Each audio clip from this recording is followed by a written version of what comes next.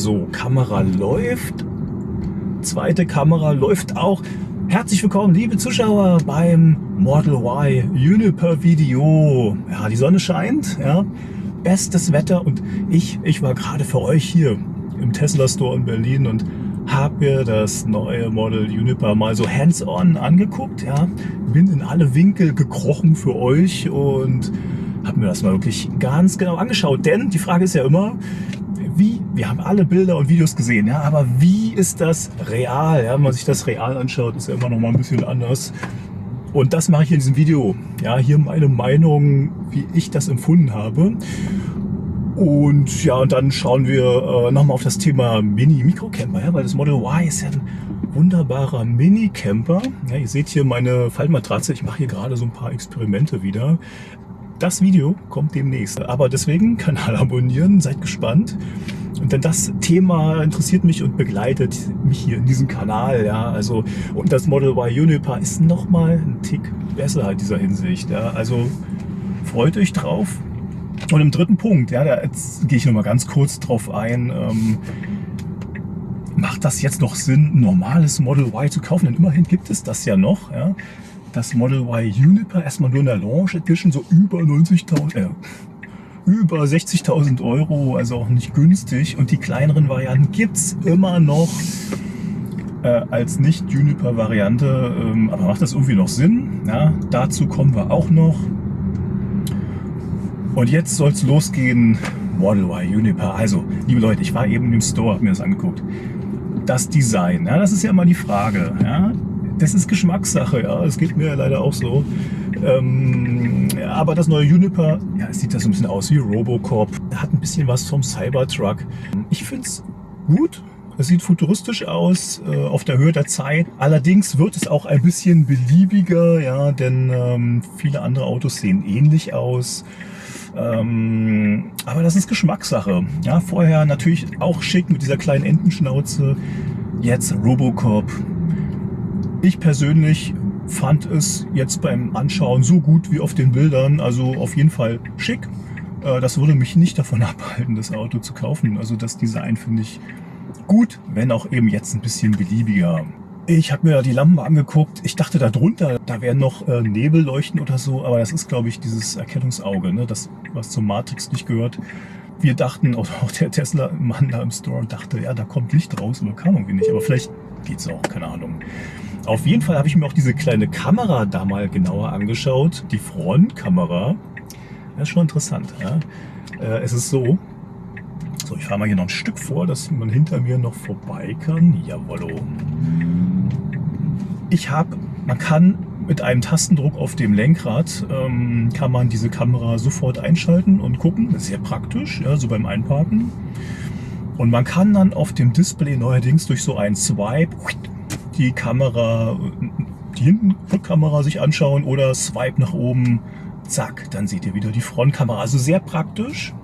Und ja, dann ist da noch ein Symbol eingeblendet bei der Frontkamera. Angeblich kann man, wenn man darauf drückt, wird die Kamera beheizt und gereinigt. Also wahrscheinlich durch einen kleinen Reinigungsstrahl. Hat man mir gesagt, ich habe es dummerweise jetzt eben vertrödelt, ja, da mir das genauer anzuschauen, ob da irgendwie so eine kleine Düse ist. Aber das würde ja Sinn machen, ja. Da ist natürlich kein Scheibenwischer, wahrscheinlich so eine kleine Düse. Das würde vielleicht schon reichen, um die Kamera sauber zu spritzen, ja. Also auf jeden Fall sehr interessant. Ich habe eben mal so ein bisschen die Höhe ausgemessen dieser Kamera, denn ich denke immer, ja, sie ist ein bisschen tief, ne? Weil wenn ihr einparken wollt, müsst ihr ja die Stoßstange des anderen vorne sehen und wenn das so auf der gleichen Höhe ist, dann habt ihr da keinen Anhaltspunkt. Ja? Das finde ich so ein bisschen schwierig. Und die Kamera, wenn man sich die auf dem Display anschaut, ich sehe da auch keine Referenz vom Model Y, von unserem Auto. Klar, man sieht das Auto gegenüber, aber man hat keine Abstandsmöglichkeit. Muss man in der Realität sich dann nochmal genauer anschauen. Auf jeden Fall hilft die Kamera beim Autopiloten und beim Full Self-Driving. Das zu vorne. Hinten, ja, hinten, ja, da trennt sich die Spreu vom Weizen, da gibt es Geschmackskämpfe hinten. manche finden es super, manche finden es doof, manche, oh, keine Ahnung. Und ich guckte mir die Videos und Fotos an und dachte hinten oft, also wenn das Licht an ist von der Leiste, eigentlich cool. Wenn das Licht aus ist, dachte ich immer, oh. Aber hier im Showroom war es besser, als ich es, oh, hier muss ich wenden. War es besser, als ich so auf Fotos und Videos gesehen habe, zum Glück. Ja, denn der reale Eindruck zählt ja. Und wir hatten hier das Quicksilver, ja, im Showroom. Sehr schön und das passt wunderbar, weil diese Leiste mit Licht sah alles ganz toll aus. Und wenn die aus ist, ja, dann ist das Ganze halt so ein bisschen grau. Das verspielt sich mit der Wagenfarbe und ich finde das dann überhaupt kein Problem, designtechnisch sehr gut. Die Frage ist, wenn der Wagen weiß ist, ja, ob es dann noch so gut aussieht oder man greift eben zu einer dunklen Wagenfarbe. Aber ich muss sagen, alles okay, alles gut. Sehr witzig, da gibt es noch hinten kleine Details, ja, wenn die Heckklappe hochgeht, da kommen dann so kleine Lichtleisten. Auf dem Video seht ihr jetzt wahrscheinlich, da ist die Warnblinker, seht ihr da. Wenn der Warnblinker aus ist, dann ist da ein kleines rotes Licht. Ja, das ist wohl auch Vorschrift in den USA, dass da sowas sein muss. Oder die Vorschrift ist, glaube ich, auch an den Seiten. Ja, da gibt es nämlich jetzt auch so ein kleines rotes Licht. Ich zeige euch das hier im Video. Und das ja, ist wohl so eine Vorschrift aus den USA und hilft, dass der Wagen einfach besser erkannt wird. Ja, das sind so kleine Details, die ich jetzt erst entdeckt habe. Sehr, sehr schön. Und zum Design hinten noch, ich finde das sehr schick, auch dass das Nummernschild runtergewandert ist. Darunter ist die Anhängerkupplung, alles fein. Hinten ist ein bisschen kantiger. Aber es ist halt Design, ja, was soll ich darüber, der eine findet das so, der andere so. Da lässt sich jetzt gar nicht so viel drüber sagen. Deswegen gehen wir jetzt mal nach innen. Ja, innen finde ich, im Vergleich zu dem ist es ein bisschen schöner geworden. Ja, vorne ist jetzt diese Leiste ja so ein bisschen so ein kleines Stoffleder geworden. Sehr schön.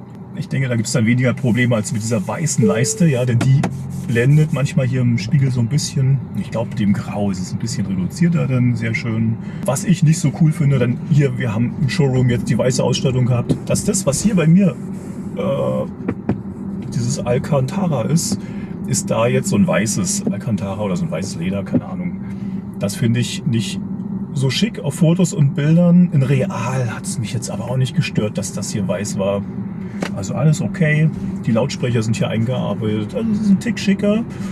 Und das Ambiente-Licht, dazu kann ich auch nichts sagen. Ich denke, es würde mich stören im Alltag. Vielleicht mache ich es dann aus während der Fahrt, so dass es nur angeht beim Stehen oder, ja, ihr wisst, vielleicht, ja, dass man da auch blinken kann. Also wenn ich jetzt blinke, sieht man das auch an der Leiste, so dass die eben nur rechts blinkt oder links. Also da weiß man wirklich, dass man gerade blinkt. Und das ist nicht verkehrt. Andererseits, ja, jetzt haben wir ja endlich den Blinkerhebel, sehr schön. Und es gibt keinen Knopf oben drauf, finde ich auch gut, also perfekt. Nur noch so ein paar Sachen auf dem Lenkrad. Habe ich mir jetzt tatsächlich nicht genauer angeschaut. Ich blende es euch da auch nochmal ein. Ich finde es gut so, ja. Jetzt habe ich natürlich nicht geguckt mit dem Gangwahlhebel, wie das geht. Ja, aber ich finde das gut. Also Blinkerhebel ist schon wichtig. Und dass es hier keinen Gangwahlhebel gibt, finde ich eigentlich sehr gut, ja, weil, na, ich verwechsel, vielleicht auch das Alter, ja, aber ich verwechsel das hier manchmal, es wird mal schlimmer. Ja, ihr wisst, hier, wenn man hier reindrückt, kommt ja die Scheibenwischanlage, ja, macht hier schön sauber, zack. So, wenn ich aber konzentriert bin, nicht so nachdenke, habe ich schon einmal aus Versehen hier rauf gedrückt, kann man ja auch. Hier, wenn man hier länger rauf drückt, dann geht hier so eine krasse Notbremse an. Keine Ahnung, wo die jetzt eigentlich hingewandert ist, das müsste man auch noch mal klären. Aber ich kann euch sagen, das war manchmal eben schwierig mit den beiden Blinkern. Ja. Oder, dass ich sage, ich mache hier den Autopiloten rein. Zack, jetzt ist er drin. Habe ich manchmal auch verwechselt und dann habe ich aus Versehen geblinkt. Ja. Die anderen Fahrer denken, warum blinken? Ja, ich wollte aber eigentlich den Autopiloten reinmachen. Also deswegen ist es gut, ja, dass da jetzt nur noch ein Hebel da ist. Also, ihr seht, das Model Y wird immer besser. So, dann habe ich mir die Schiebefächer noch angeschaut. Ja, auch sehr schön. Das vordere, hier dieses große, ist jetzt noch tiefer geworden. Das hat noch mehr Platz. Diese Diese kleine Kante hier existiert immer noch. So, das heißt, ihr könnt euch solche Schalen hier bestellen und könnt noch ein bisschen mehr Kram, Regalfächer da reinmachen. Hilft immer, sage ich euch. Kann man auch bei Teslabs bestellen für 5% Rabatt, wenn ihr meinen Affiliate-Code nehmt. Also nutzt solche Sachen. Kann man auch im Tesla-Shop. Aber ich glaube, da ist es tatsächlich teurer. Was bald nicht mehr geht, ist hier. Hier ist noch so ein Geheimfach, weil hier ist einfach Platz. Das ist da tatsächlich im neuen Model Y Uniper nicht mehr. Ja, das ist nur hier so. Aber es ist ein bisschen leiser beim Ablegen. Hier ist es noch ganz schön laut. Der Platz hier drin ist genauso groß. Irgendwie habe ich die USB-Stecker vermisst. Ich glaube, die sind ja theoretisch hier irgendwo. Habe ich da nicht gefunden. Aber es ist so ein Vorsehenmodell. Ja. Vielleicht sind die da gerade noch nicht drin gewesen. Keine Ahnung, ja, weiß ich, das habe ich jetzt nicht klären können. So, und dann habt ihr jetzt hier noch so einen zweiten Schieber, wo ihr eben die Getränkedosen reinmachen könnt. Ist nicht schlecht, weil echt ist wild. Hier fliegt irgendwie Dreck immer da rein und ich kriege den da kaum raus. Und wenn man das noch zuschieben kann, ist es nicht schlecht. Sieht jetzt nicht so cool aus an diesen Griffen, aber na, das sind wieder so Details, an denen ich mich vielleicht störe, aber ihr nicht. So. Dann hier oben hat sich nichts verändert an den Dingern. Die Lichtdinger hier sind genauso geblieben wie vorher. Türöffner sind ebenso nicht verändert worden. Fensterheber habe ich auch nichts anderes gemerkt. Na klar, ne, die Lautsprecher hier sind jetzt hier runter gewandert, aber alles okay so. Ne, die hier gibt es nicht mehr.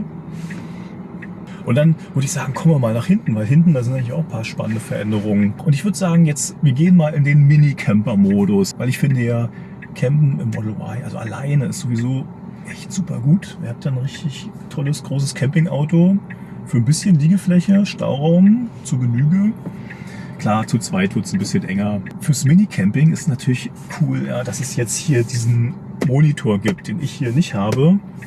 So oder so ist es für Mitfahrer toll, die können jetzt da ihren Sitz so ein bisschen einstellen, können ihr die Musiklautstärke regeln, können hinten klimatisieren und das wusste ich auch nicht, auch hinten kann man kühlen die Sitze. Ja. Auch da ist so eine kleine Rasterperforierung im Sitz. Ja. Sehr schön, gefällt mir. Nicht im Mittelsitz, aber links und rechts hinten, das da ja. So, jetzt muss ich mich kurz konzentrieren, dass ich hier keinen Mist baue. So. Das ist auf jeden Fall schon mal toll. Ja, ich glaube, ihr könnt ja dann auch hier Musik abfahren. Man kann dann über Bluetooth-Kopfhörer hinten separat hören und hier vorne, glaube ich, über Lautsprecher und so. Das ist ja auch schon mal viel besser als hier. Ja, aber wenn man campt, ihr seht ja, hier ist die Matratze und der Monitor ist ja tatsächlich hier. Man kann da rankommen zum Bedienen.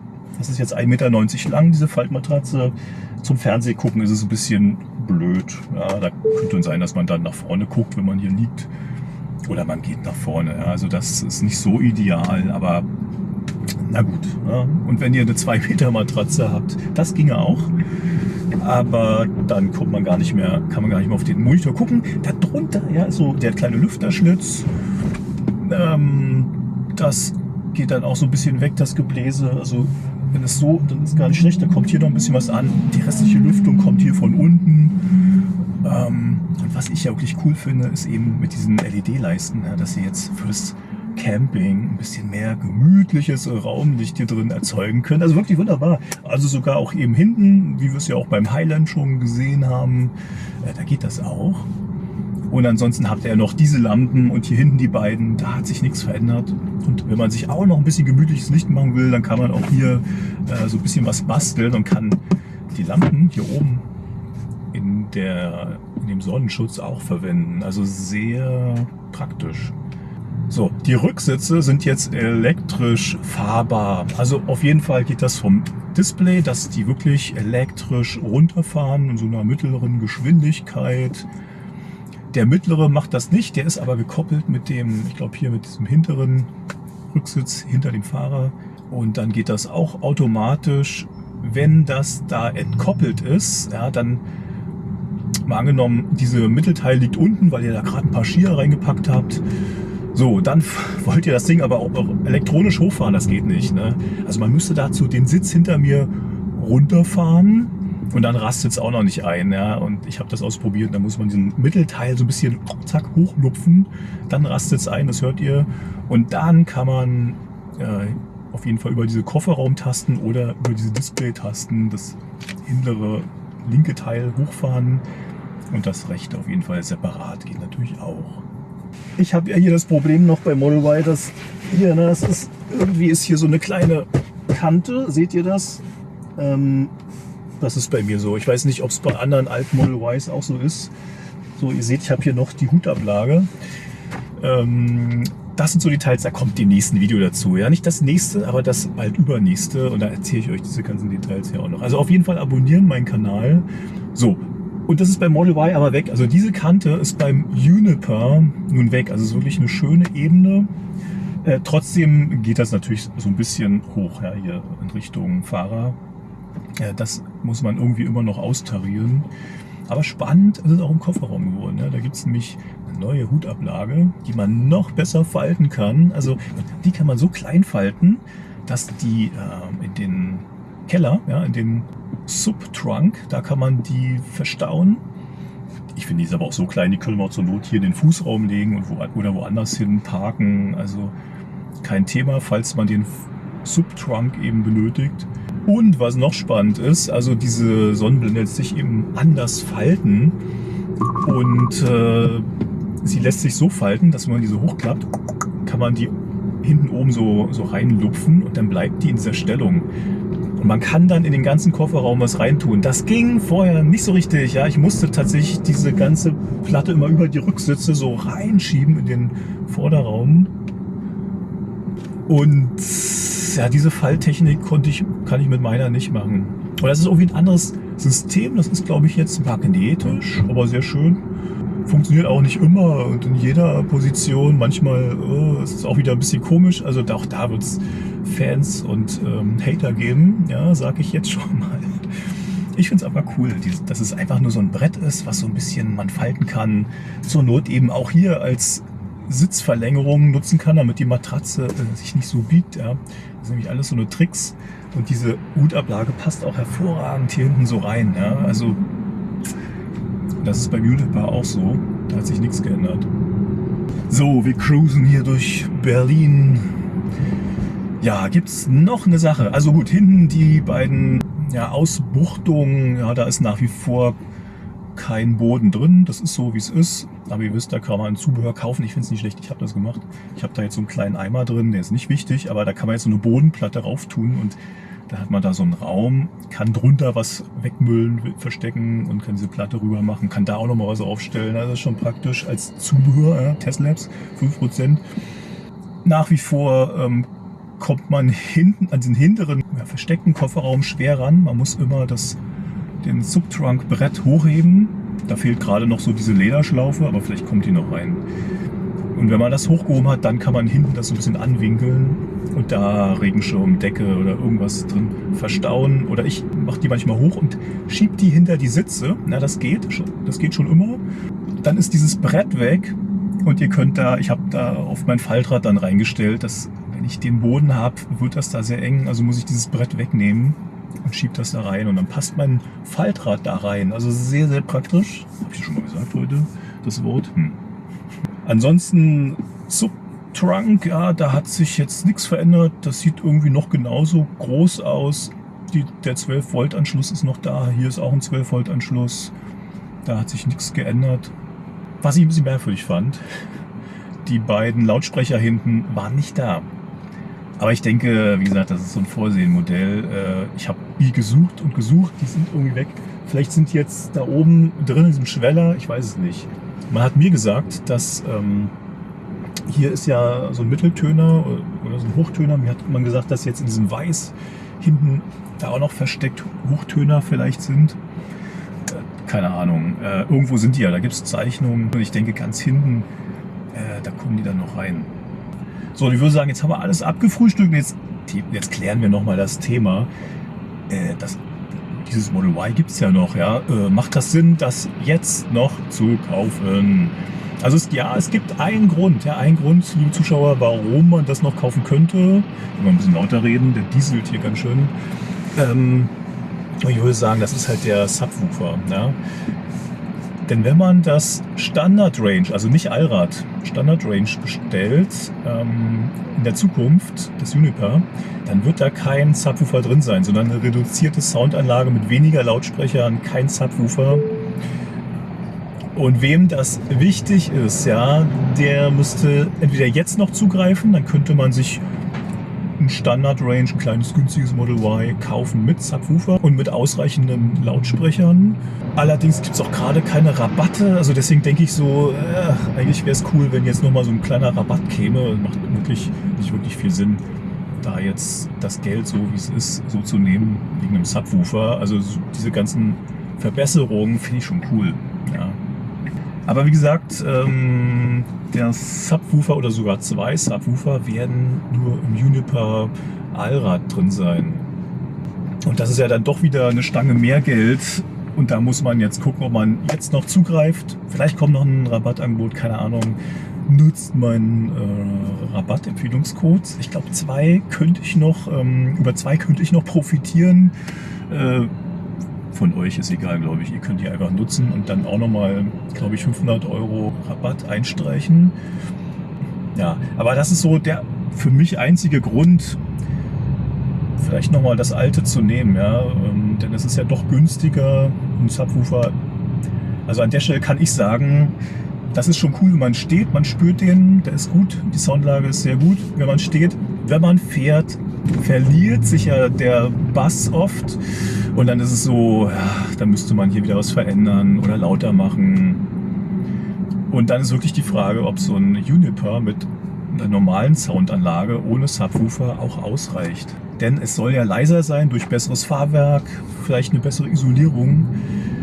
Und dann hört sich der Sound ja auch besser an. Also das muss man wirklich mal testen. Wartet, wenn ihr könnt.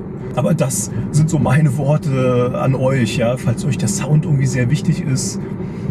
Ein leises Auto ist auch immer wichtig. Ja. Deswegen nützt mir diese ganz tolle Soundanlage oft nichts auf Autobahn. Ja. Da müsste man sehr laut machen, fahren Leute mit. Ach, ist immer so eine Sache. Ja, liebe Zuschauer, der Akkustand ist ganz niedrig von der Kamera, noch läuft sie. Das war's von mir für euch. Mein Model Y Juniper Video. Gerne meinen Kanal abonnieren, Video liken und ja, demnächst mehr Minicamper-Videos. Und in diesem Sinne, danke fürs Zuschauen. Bis zum nächsten Video. Ciao. So, mein Soundcheck der Türen.